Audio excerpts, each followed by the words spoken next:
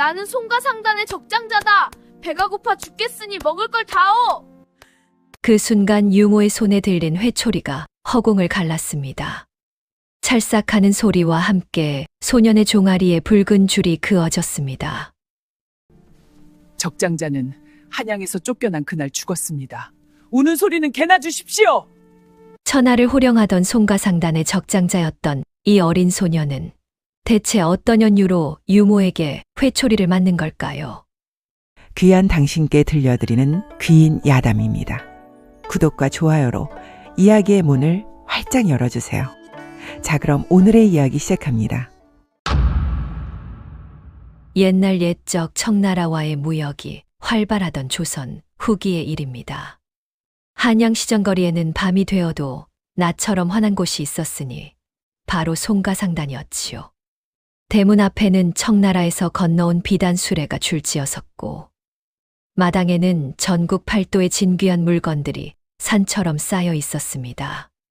돈이면 귀신도 부린다는 말처럼 송가상단의 위세는 하늘을 찌를 듯했지요. 허나 그 화려한 겉모습 뒤에는 아무도 모르는 그늘이 있었습니다. 본가 안채 깊숙한 곳, 양냄새 자욱한 방에 한 여인이 누워 있었지요. 송대방의 본처이자 송가상단의 안방마님이었습니다. 본처의 얼굴은 핏기 하나 없이 창백했고 숨소리는 가는 실처럼 끊어질 듯했습니다. 바깥에서는 황금이 쏟아지고 있었지만 안채의 본처는 하루하루 쓰러져 가고 있었습니다. 송가상단의 화려한 성은 겉으로만 빛날 뿐 그 안에서는 이미 병이 들고 있었던 것입니다. 그 무렵 송가에는 12살 난 도련님이 있었습니다. 이름은 송은재, 본처의 외아들이었지요. 은재는 또래 아이들과 달리 활쏘기나 말타기보다 책 읽기를 좋아하는 심약한 아이였습니다. 얼굴은 곱고 눈매는 순했으나 그 눈동자는 늘 무언가를 두려워하듯 흔들리고 있었지요. 은재의 곁에는 언제나 한 여인이 그림자처럼 따라다녔습니다. 송가의 몸종 신초희였습니다. 초희는 본래 몰락한 양반가의 여식이었으나 집안이 풍비박산난 뒤 관비로 팔려 송가에 들어온 몸이었지요.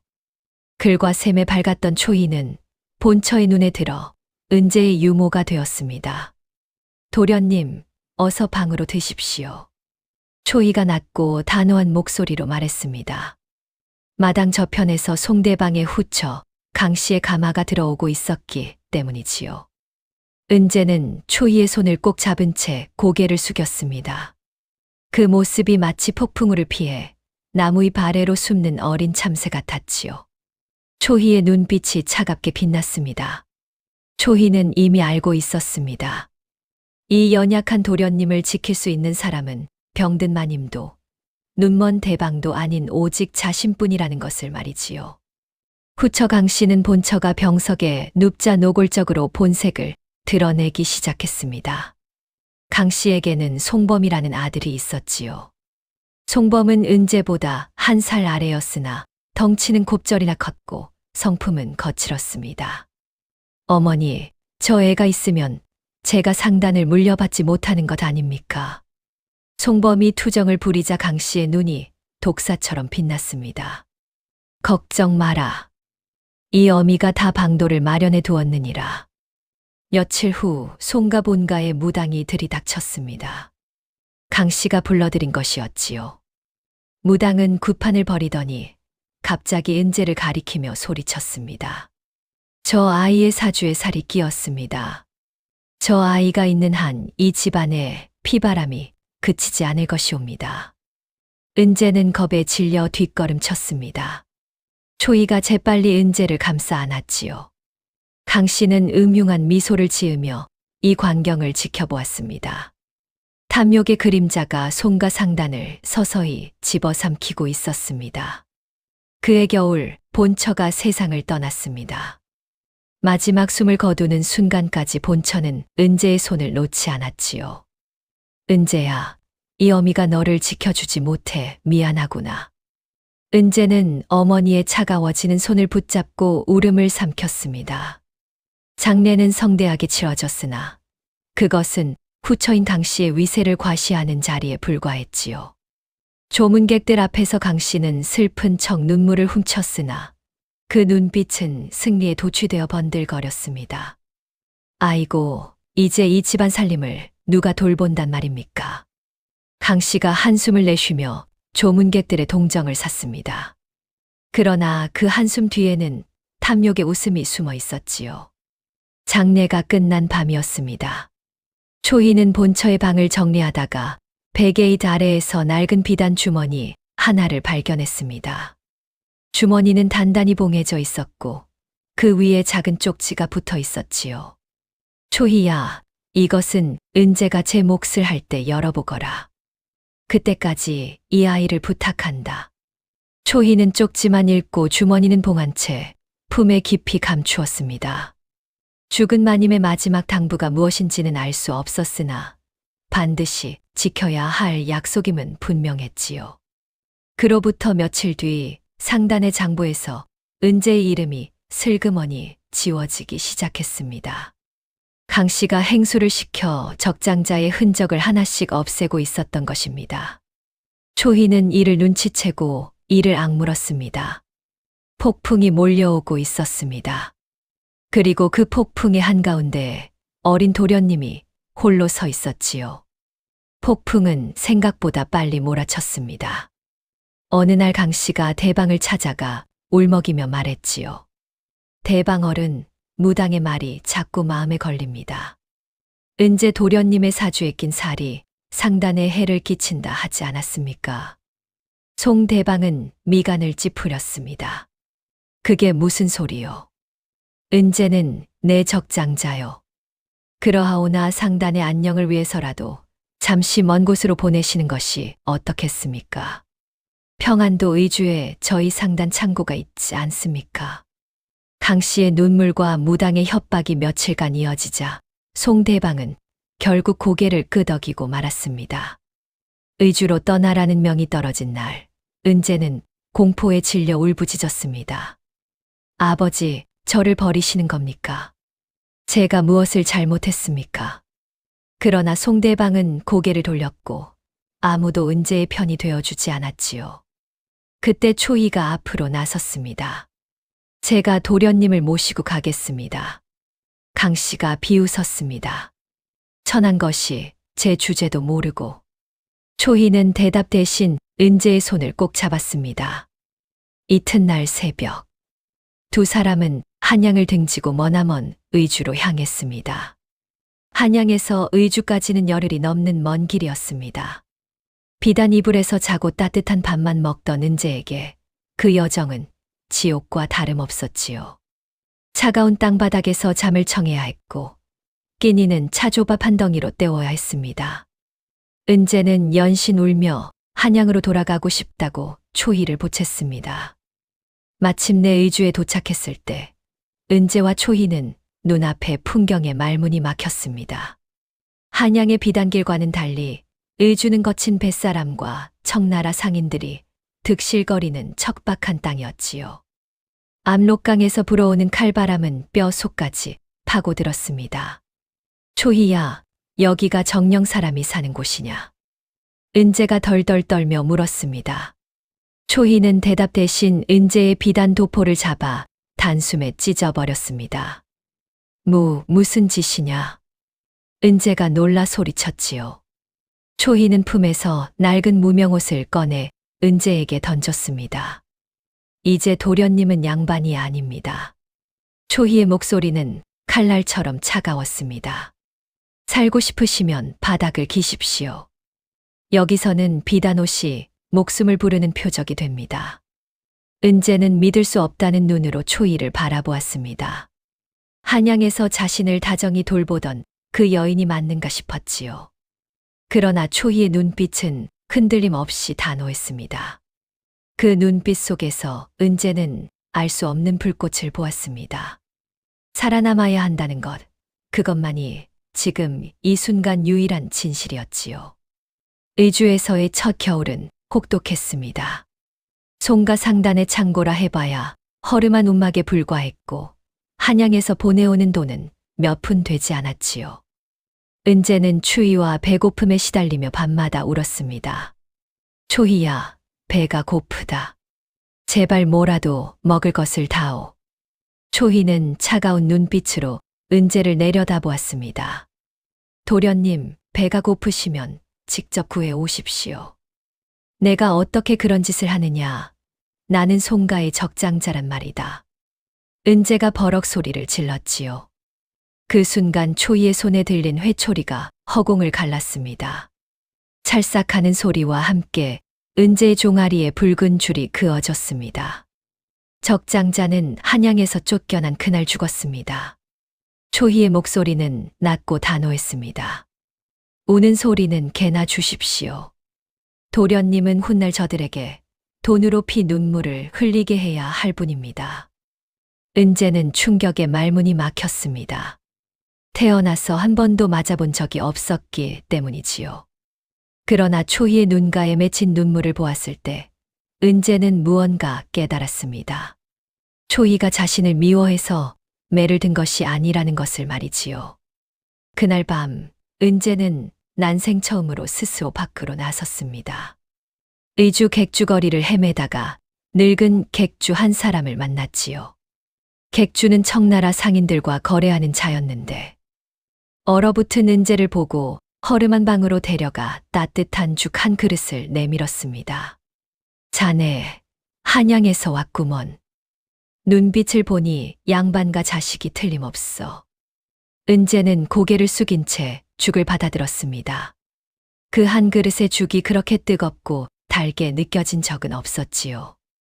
그날부터 은재의 눈빛이 조금씩 달라지기 시작했습니다.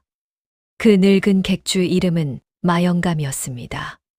젊은 시절 청나라를 오가며 큰 돈을 만졌으나 사기를 당해 모든 것을 잃은 사람이었지요. 마영감은 은재의 사정을 듣고 혀를 끌끌 찼습니다. 계모에게 쫓겨났다, 이 말이지. 세상의 송가 상단 도련님이 이 꼴이 되다니. 마영감은 은재를 자신의 심부름꾼으로 거두었습니다. 낮에는 청나라 상인들의 짐을 나르고 밤에는 마영감에게 만주어를 배웠지요. 처음에는 무거운 짐에 허리가 끊어질 것 같았고 낯선 말은 혀가 꼬여 한마디도 제대로 하지 못했습니다. 그러나 은재는 이를 악물었지요. 초희는 밤마다 은재에게 장부 보는 법과 셈을 가르쳤습니다. 도련님, 상인에게 가장 중요한 것이 무엇인지 아십니까? 돈 아니냐? 아닙니다. 바로 셈입니다. 한 푼의 이문을 남기기 위해 백리를 걸을 수 있어야 진정한 상인이지요. 초희는 은재에게 동전 10잎을 쥐어주었습니다. 이것으로 내일까지 11잎을 만들어 오십시오. 만들지 못하면 밥은 없습니다. 은재는 그 동전을 쥐고 밤새 궁리했습니다. 다음 날 은재는 새벽같이 나가 강가에서 조개를 주워 청나라 상인에게 팔았지요. 11잎을 손에 쥐고 돌아온 은재의 얼굴에는 처음으로 자신감이 어렸습니다. 초희는 그 모습을 보며 속으로 눈물을 삼켰습니다.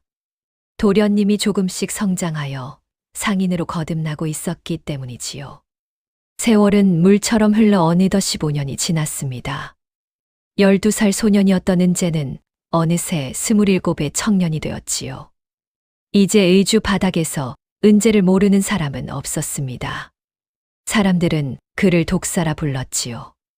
한 번 물면 절대 놓지 않는다는 뜻이었습니다. 은재는 마영감에게 배운 만주어로 청나라 상인들과 직접 거래했고 초희에게 배운 셈으로 누구보다 빠르게 이문을 계산했습니다. 작은 거래에서 시작해 점점 큰 물건을 다루더니 마침내 의주 만상들 사이에서 대행수 자리에 오르게 되었지요. 대행수 나으리 이번 인삼거래도 대성공 입주. 부하가 기쁜 얼굴로 보고했습니다. 은재는 무표정하게 장부를 넘기며 말했지요. 기뻐하기엔 이르다. 아직 절반밖에 안 왔으니. 은재의 말투는 건조했습니다. 이익 앞에서는 피도 눈물도 없는 상인이 되어 있었지요. 그날 밤 초희가 은재를 찾아왔습니다. 도련님, 이제 때가 되었습니다. 초희는 품에서 낡은 비단 주머니를 꺼냈습니다. 15년 전 돌아가신 마님께서 남기신 그것이었지요. 은재의 눈이 미세하게 흔들렸습니다. 초희가 조심스레 주머니의 봉인을 뜯자 안에서 뜻밖의 것들이 쏟아져 나왔습니다. 막대한 비자금 은표와 청나라 황실 상인과의 독점 계약서가 들어 있었지요. 인삼권이었습니다. 그리고 그 아래에는 낡은 장부 한 건이 더 있었습니다. 이것은 마님께서 친정에서 가져오신 것과 몸소 모은 재산입니다. 도련님이 제 몫을 하실 때 열어보라 하셨지요. 초희가 낡은 장부를 펼쳐 보였습니다. 그리고 이 장부는 당시 약재상의 기록입니다. 마님께서 혹시 모를 일에 대비해 숨겨두셨던 것이지요. 은재는 한참 동안 그 종이들을 바라보았습니다. 죽어서도 아들을 지키려 했던 어머니의 마음이 손끝으로 전해지는 듯했지요. 은재의 입가에 차가운 미소가 떠올랐습니다. 이제 한양으로 갈 때가 된 것 같구나. 반격의 서막이 열리고 있었습니다. 그 무렵 한양의 송가 상단은 어떠했을까요? 한때 하늘을 찌르던 위세는 간 곳 없고 껍데기만 남아 있었습니다. 강 씨와 송범 모자가 15년 동안 상단을 말아먹은 것이지요. 강 씨는 무당의 말이라면 무엇이든 믿었습니다. 굿판에 돈을 쏟아붓고 부적을 사들이고 점쟁이에게 재물을 바쳤지요. 마님, 이번 달 굿 비용이 은자 50냥입니다요. 행수가 조심스레 아뢰자 강 씨가 버럭 소리쳤습니다. 시끄럽다. 그까지 돈이 뭐가 아깝다고 그러느냐. 상단의 안녕을 위한 것이거늘. 송범은 더 심했습니다. 기방에서 살다시피 하며 돈을 물쓰듯 뿌렸지요. 명문가 자제들과 어울려 노름판을 벌이고 기생들에게 비단과 폐물을 안기며 큰 소리를 쳤습니다. 내가 누군지 아느냐? 바로 송가 상단 소행수다. 돈 걱정은 하지 마라. 그러나 현실은 달랐습니다. 상단의 금고는 바닥을 드러낸 지 오래였고 점포 하나둘씩 문을 닫아야 했지요.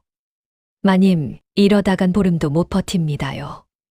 행수가 울상을 지었습니다. 강 씨는 이맛살을 찌푸리다가 눈을 빛냈지요. 고리대를 쓰면 되지 않느냐. 아, 마님, 고리대는 한 번 손대면 끝장입니다요. 닥쳐라. 내가 알아서 할 것이야. 강 씨는 고리대금업자를 불러 돈을 빌리기 시작했습니다.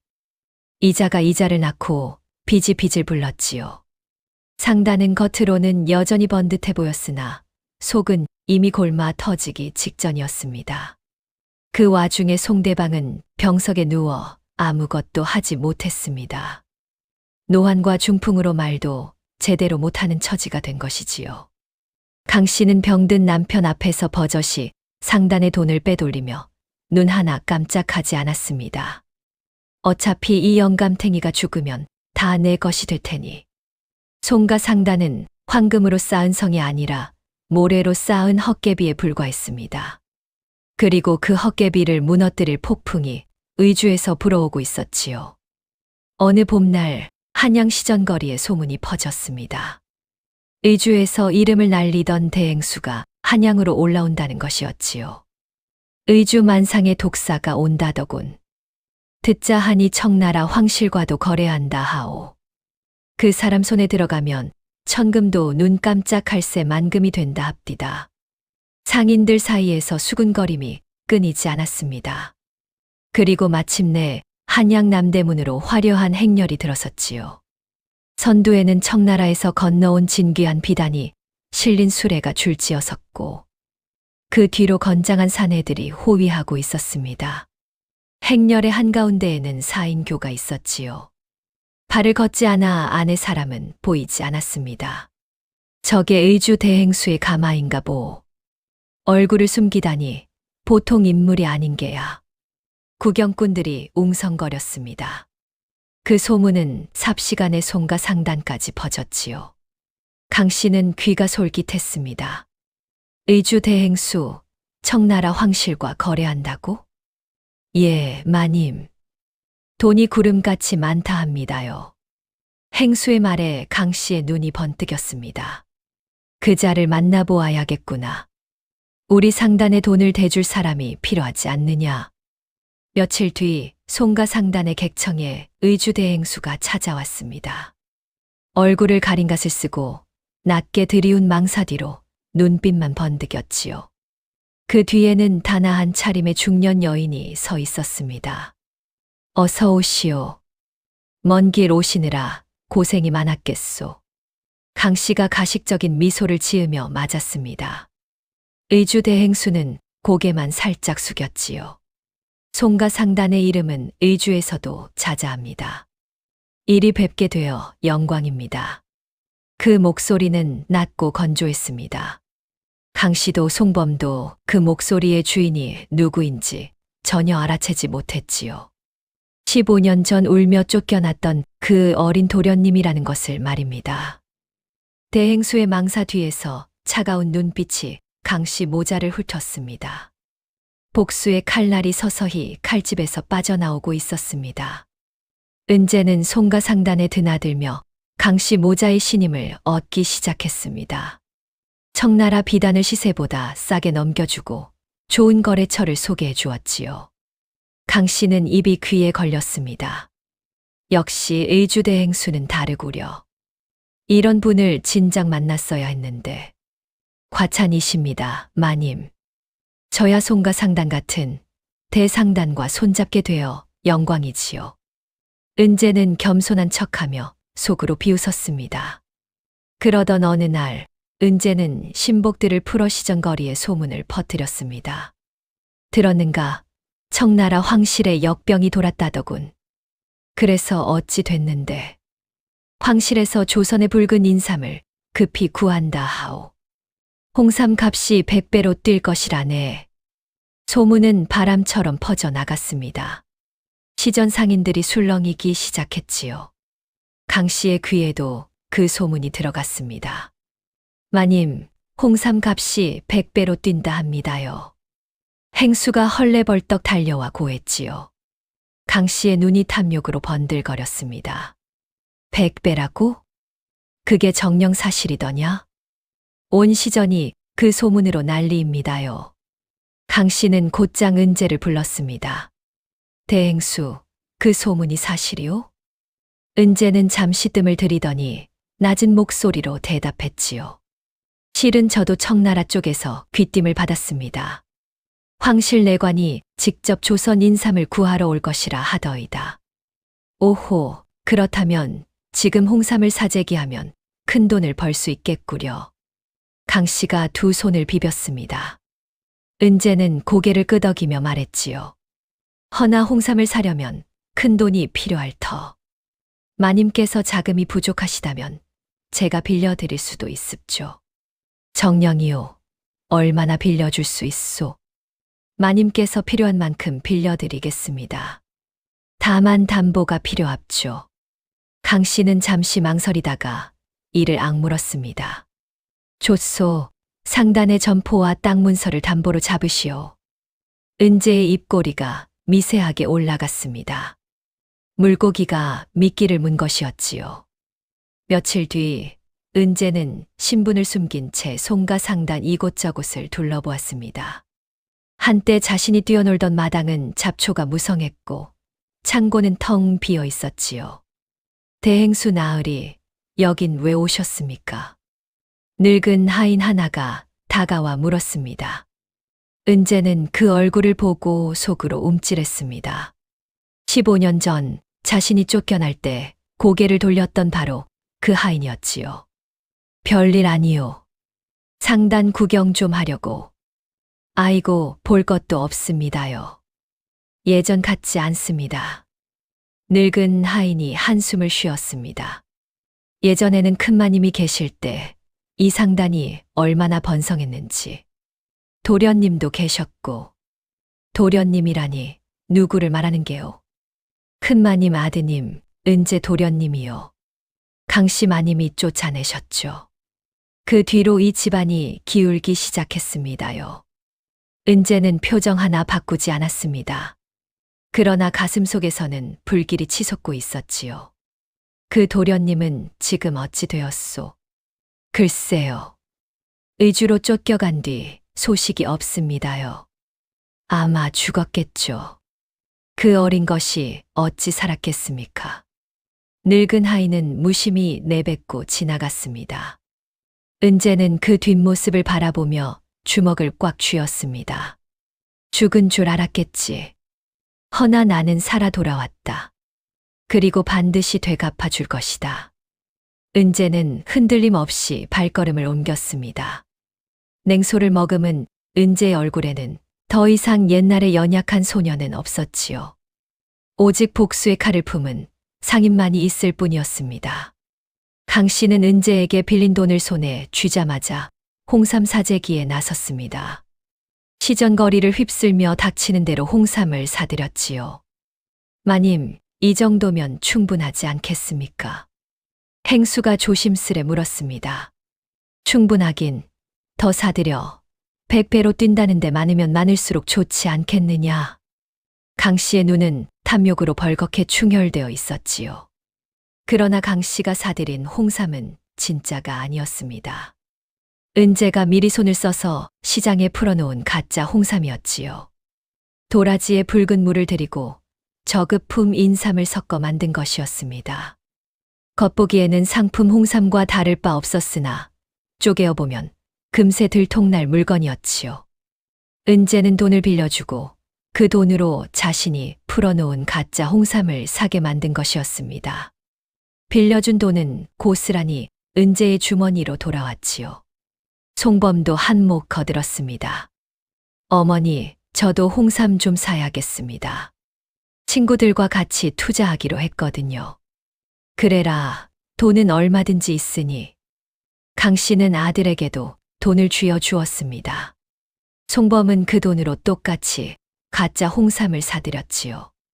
모자가 창고에 쌓아놓은 홍삼 더미를 바라보며 흐뭇해할 때 은재는 초희와 마주 앉아 차를 마시고 있었습니다. 도련님, 이제 절반이 끝났습니다. 알고 있소. 이제 남은 것은 마지막 한 수뿐이요. 은재가 찻잔을 내려놓으며 말했지요. 청나라 사신단이 오는 날 모든 것이 끝날 것이요. 초희는 고개를 끄덕였습니다. 15년을 기다린 복수의 칼날이 마침내 빛을 발할 때가 다가오고 있었지요. 마침내 청나라 사신단이 한양에 도착하는 날이 밝았습니다. 강 씨는 새벽부터 분주히 움직였지요. 오늘 거래만 성사되면 우리 송가 상단은 다시 최고가 될 것이야. 강 씨는 떨리는 손으로 비단 저고리를 여몄습니다. 송범도 잔뜩 기대에 부풀어 있었지요. 어머니, 이번에 얼마나 벌 수 있겠습니까? 최소한 10,000냥은 될 게다. 아니, 그보다 더 벌지도 모르지. 모자는 한바구음을 지으며 창고로 향했습니다. 창고 안에는 가짜 홍삼이 산더미처럼 쌓여 있었지요. 강 씨가 보기에는 천금보다 귀한 보물이었습니다. 청나라 사신단 대표가 창고에 도착했습니다. 위엄 있는 복장에 차가운 눈빛을 가진 중년의 사내였지요. 그 뒤에는 청나라 관리들과 통역관이 줄지어 서 있었습니다. 어서 오십시오. 먼 길 오시느라 고생이 많으셨습니다. 강 씨가 연신 허리를 굽히며 맞았습니다. 사신단 대표는 고개만 까딱이고는 창고 안으로 들어섰지요. 이것이 조선의 홍삼이요? 예, 그렇습니다. 최상품만 골라 모았습죠. 강 씨가 자신만만하게 대답했습니다. 사신단 대표가 홍삼 하나를 집어들었지요. 잠시 살펴보더니 손톱으로 표면을 긁었습니다. 붉은 물이 묻어났지요. 대표의 눈빛이 싸늘하게 변했습니다. 홍삼을 반으로 쪼개자 안에서 하얀 도라지심이 드러났습니다. 이것이 무엇이오? 대표의 목소리가 얼음장처럼 차가웠지요. 강 씨의 얼굴이 하얗게 질렸습니다. 그것이 어찌 된 일인지. 대표가 창고 안의 홍삼을 여러 쪽에 보았습니다. 전부 똑같았지요. 이것은 황실을 능멸하는 쓰레기다. 대표가 버럭 소리를 질렀습니다. 조선 상인이 감히 청나라 황씨를 속이려 들다니. 이 죄는 절대 용서할 수 없다. 강 씨는 그 자리에 털썩 주저앉았습니다. 송범은 겁에 질려 벌벌 떨기만 했지요. 꿈에 그리던 대박은 한순간에 악몽으로 변해버렸습니다. 사신단 대표가 이를 갈며 말했습니다. 거래는 당장 파기한다. 그리고 황씨를 기만한 대가로 위약금을 물어야 할 것이오. 위약금이라니요? 얼마를 원하시는 겁니까? 강 씨가 사색이 되어 물었지요. 이 상단 전체를 내놓아도 모자랄 것이오. 대표의 선언에 강 씨는 까무러칠 듯 했습니다. 그때 창고 밖이 소란스러워졌지요. 고리대금업자들이 들이닥친 것이었습니다. 송가마님, 빌려간 돈 당장 갚으시오. 이자가 이자를 낳아 이제 원금의 3배가 되었소. 빚쟁이들이 사방에서 몰려들었습니다. 강 씨는 공포에 빠져 주저앉았지요. 이럴 수가 없어. 송범은 도망치려다 빚쟁이들에게 붙잡혔습니다. 도련님은 어딜 도망가시려고. 아비규환이 따로 없었지요. 그때 창고 앞에 화려한 가마 하나가 멈추어 섰습니다. 사람들의 시선이 일제히 그곳으로 쏠렸지요. 가마에서 내린 사람은 의주 대행수였습니다. 그리고 그 뒤에는 단아한 차림의 중년 여인이 서 있었고, 대행수가 천천히 앞으로 걸어 나왔습니다. 강 씨가 그를 보자 지푸라기라도 잡는 심정으로 매달렸지요. 대행수, 제발 저를 도와주시오. 돈을 더 빌려주시오. 대행수는 대답 대신 얼굴을 가렸던 갓을 천천히 벗었습니다. 갓이 벗겨지자 강 씨의 눈이 휘둥그레졌습니다. 낯익은 얼굴이었지요. 그러나 도무지 기억이 나지 않았습니다. 누구시오? 어디서 본 듯한데. 은재가 입꼬리를 올리며 말했습니다. 마님, 15년 만이군요. 그간 평안하셨습니까?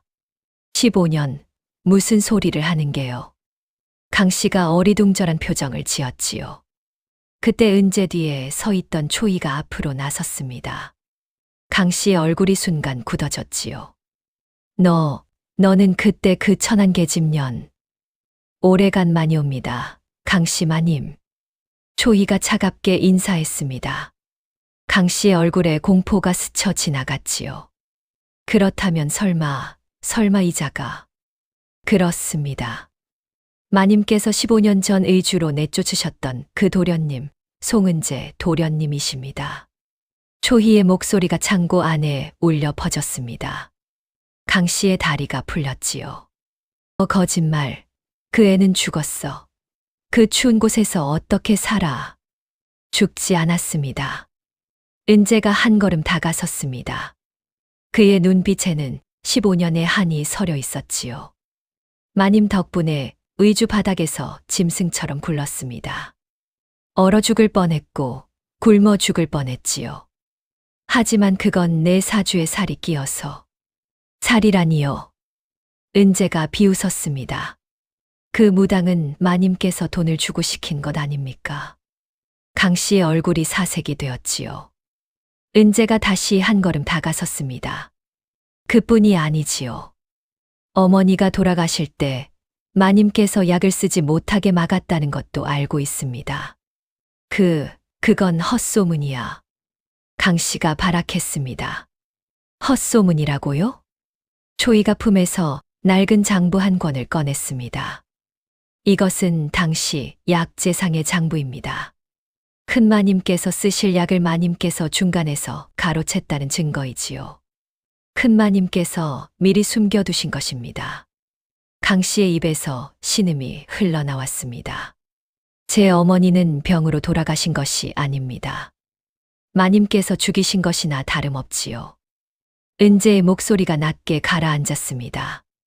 송범이 겁에 질려 소리쳤지요. 어머니, 이게 사실입니까? 강 씨는 대답하지 못하고 부들부들 떨기만 했습니다. 초이가 품에서 두루마리 하나를 꺼내 강 씨의 면전에 펼쳤지요. 이것은 채무불이행에 따른 상단 양도각서입니다. 마님께서 담보로 잡히신 점포와 땅 문서, 전부 저희 것이 되었습니다. 강 씨가 두루마리를 낚아채 펼쳐보았습니다. 자신의 도장이 찍혀 있었지요. 이럴 수가 없어. 강 씨가 울부짖었습니다. 은재가 차갑게 내려다보며 말했지요. 약조대로 오늘부터 송가 상단의 주인은 접니다. 마님께서 저를 내쫓으셨으니 이제는 제가 마님을 내쫓을 차례이지요. 강 씨가 은재의 바지가랑이를 붙잡았습니다. 제발 한 번만 봐다오. 내 아버지를 봐서라도. 아버지요? 은재의 눈에 서리빨이 섰지요. 마님께서 말씀하시는 그 아버지는 제가 쫓겨날 때 고개를 돌린 분입니다. 저에게 그런 아버지는 없습니다. 은재가 발을 빼며 뒤로 물러섰습니다. 강 씨의 비명이 창고 밖까지 울려 퍼졌지요. 15년 전 어린 소년을 짐승처럼 내쫓았던 그 업보가 이제야 고스란히 되돌아온 것이었습니다. 강 씨가 끌려가고 창고 안은 고요해졌습니다. 은재는 천천히 창고를 둘러보았지요. 어린 시절 뛰어놀던 그곳이 이토록 초라해 보일 줄은 몰랐습니다. 초희가 은재 곁으로 다가왔지요. 도련님, 이제 모든 것이 끝났습니다. 아직 아니요. 은재가 고개를 저었습니다. 마지막으로 밝혀야 할 것이 남았소. 은재는 품에서 낡은 비단 주머니를 꺼냈습니다. 15년 전 돌아가신 어머니가 남긴 바로 그것이었지요. 이 안에 들어있던 것이 무엇이었는지 아시오? 은재가 모여든 사람들을 향해 말했습니다. 청나라 황실상인과의 독점 계약서와 은표였소. 이것은 제 어머니께서 친정에서 가져오신 것과 평생 모은 재산이었지요. 사람들이 웅성거렸습니다. 큰마님께서 그리 큰 재산을 가지고 계셨단 말이오? 그렇소. 그리고 이 재산이야말로 송가 상단의 진짜 미천이었소. 은재의 목소리가 높아졌지요. 강씨 마님은 이것을 알고 있었소. 그래서 제 어머니를 병들게 하고 저를 내쫓은 것이요. 이 재산을 독차지하기 위해서 말이요. 사람들 사이에서 탄식이 터져 나왔습니다. 그런 패륜이 있을 수가. 천벌을 받을 년이로군. 은재가 비단 주머니를 가슴에 품었습니다. 제가 의주에서 거상이 될 수 있었던 것은 어머니 덕분이었소. 어머니께서 남겨주신 이 계약서로 청나라 황실과 거래할 수 있었고 은표로 미천을 마련할 수 있었지요. 은재의 눈가가 붉어졌습니다. 어머니께서는 돌아가시면서도 저를 지켜주신 것이요. 저는 그저 어머니께서 닦아주신 길을 따라왔을 뿐이요. 초희가 조용히 말했지요. 큰마님께서는 언제나 도련님의 앞날을 걱정하셨습니다. 그래서 몰래 재산을 모으셨지요. 후처가 득세하면 도련님이 위험해질 것을 알고 계셨기 때문입니다. 은재가 하늘을 올려다보았습니다. 구름 한 점 없는 맑은 하늘이었지요. 어머니, 아들이 해냈습니다. 어머니께서 지켜주신 덕분에 다시 이 자리에 섰습니다. 은재의 눈에서 눈물 한 줄기가 흘러내렸습니다. 그것은 15년 동안 참아왔던 그리움이자 어머니를 향한 감사의 눈물이었지요. 초희도 고개를 숙여 눈물을 훔쳤습니다. 두 사람은 한참 동안 말없이 서 있었습니다. 며칠 뒤 강 씨와 송범은 관아에 끌려갔습니다. 청나라 황실을 기만한 죄, 고리대를 갚지 못한 죄, 그리고 은재의 어머니를 해친 패륜죄까지 겹쳐 중벌을 피할 수 없었지요. 제발 살려주시오. 저는 아무것도 모르고 한 일이란 말이오. 강 씨가 관아 마당에서 발악했습니다. 그러나 포졸들은 눈 하나 깜짝하지 않고 끌고 갔지요. 송범은 겁에 질려 울기만 했습니다. 어머니, 저를 버리고 가시면 어떡합니까? 이 바보 같은 놈아, 입 닥쳐. 모자는 서로를 원망하며 끌려갔지요. 구경꾼들이 혀를 끌끌 찼습니다. 쯔쯔, 제 손으로 제 무덤을 판 꼴이구먼. 그러게 말이오. 하늘이 무섭지도 않았던 게야. 그 모습을 멀리서 지켜보던 은재의 표정은 담담했습니다. 통쾌함보다는 허망함이 더 컸지요. 그때 뒤에서 누군가 은재를 불렀습니다. 은재야. 돌아보니 늙고 병든 사내가 하인에게 부축을 받으며 서 있었습니다. 송대방이었지요. 중풍으로 반쪽이 마비된 얼굴, 흐릿한 눈동자가 은재를 향해 있었습니다. 아, 아비를 용서해다오. 이 아비가 잘못했다. 송대방이 떨리는 손을 내밀었습니다. 은재는 그 손을 물끄러미 바라보았지요. 15년 전 자신이 울며 매달릴 때 고개를 돌렸던 바로 그 손이었습니다. 대방어른. 은재가 입을 열었습니다. 저에게 부모는 두 분 계십니다. 송대방의 눈이 희미하게 흔들렸지요. 한 분은 저를 낳아주신 어머니이시고 또 한 분은 저를 훌륭한 상인으로 만들어주신 초희 어른이십니다. 은재가 차갑게 말을 이었습니다. 대방어른께서는 그 어느 쪽에도 해당되지 않습니다. 송대방의 손이 허공에서 힘없이 떨어졌습니다. 은재는 뒤도 돌아보지 않고 발걸음을 옮겼지요. 초희가 묵묵히 그 뒤를 따랐습니다. 두 사람의 어깨 위로 봄볕이 따스하게 내리쬐고 있었습니다. 그로부터 3년이 흘렀습니다. 송가 상단은 예전의 명성을 되찾았을 뿐 아니라 조선 팔도에서 가장 큰 상단으로 성장했지요. 은재는 장사로 번 돈을 쌓아두기만 하지 않았습니다. 흉년이 들면 굶주린 백성에게 곡식을 나누어 주었고 가난한 아이들에게 글을 가르치는 서당을 세웠지요. 사람들은 은재를 덕상이라 불렀습니다. 송대방 어른은 돈만 버는 상인이 아니라 베풀 줄 아는 진정한 거상이시오. 저분이야말로 하늘이 내린 복덩이라네. 칭송이 끊이지 않았지요. 어느 가을날 저녁 상단 본가의 사랑채에서 특별한 다례가 열렸습니다. 가장 높은 어른 자리에 단아한 차림의 중년 여인이 앉아 있었지요. 신초희였습니다. 은재가 직접 찻잔에 차를 따라 정중히 올렸습니다. 초희 어른, 한 잔 받으시지요. 도련님, 어찌 제가 이 자리에 앉을 수 있겠습니까? 저는 천한 종년이옵니다. 초희가 사양했지요. 은재가 고개를 저었습니다. 어른께서는 더 이상 종이 아니십니다. 제가 진작에 양인으로 풀어드렸지요. 그래도 이 자리는 과분합니다. 과분하지 않습니다.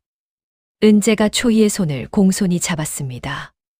어른께서 계시지 않았다면 저는 의주 바닥에서 얼어 죽었을 것입니다.